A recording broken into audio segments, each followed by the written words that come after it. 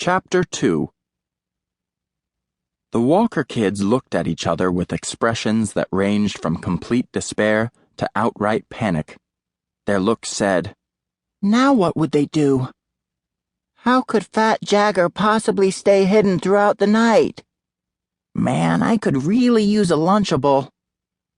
But they had no choice.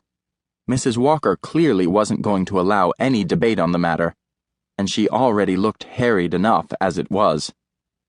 So they slowly followed their mother up the hill toward their street, Seacliff Avenue, or more accurately, their former street.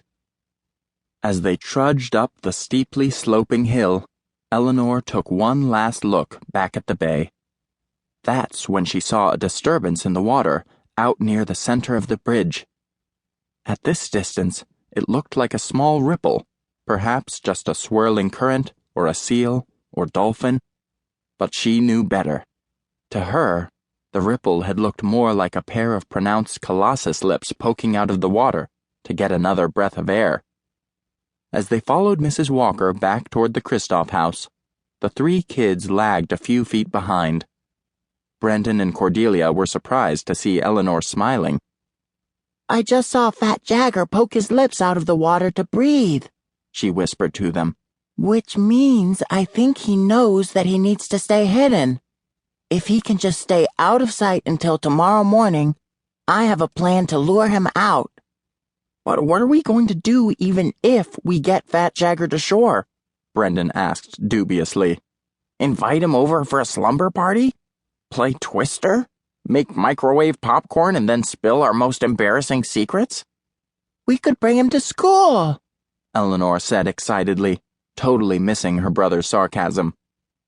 Brendan imagined Jagger rolling up the school bully, Scott Colurio, between his thumb and forefinger like a booger, and then smashing him to the side of the school building.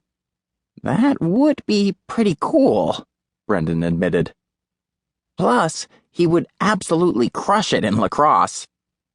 Cordelia glared at Eleanor and Brendan, but before any of them could say anything else, their mom interrupted the conversation. "Kids, there's something else I have to tell you," Mrs. Walker said, looking a bit nervous. "It's certainly not going to be easy, but it's for the best. It's the reason we need to move tonight instead of tomorrow." The Walker kids stopped and waited anxiously for her to deliver the news. "I know this will be hard for you, and it is for me too," Mrs. Walker said slowly, her eyes looking red and tired. "But tomorrow morning, your dad is going away for a few days, or maybe even a few weeks, to a gambling addiction treatment facility."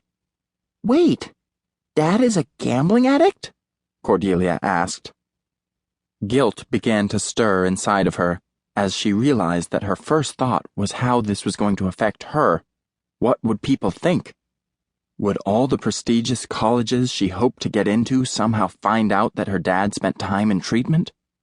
Cordelia had always focused on her future, doing everything the right way and trying to be the best. But now she saw her dreams quickly fading in the face of this news. Did kids with addict fathers actually get into places like Harvard, Yale, and Stanford? "Dad is going away?" Eleanor asked, her voice breaking.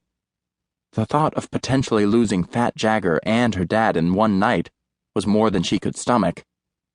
"Don't worry, baby," Mrs. Walker said, pulling an arm around Eleanor and trying to force a smile. "It'll just be for a little bit, and we can visit him this weekend.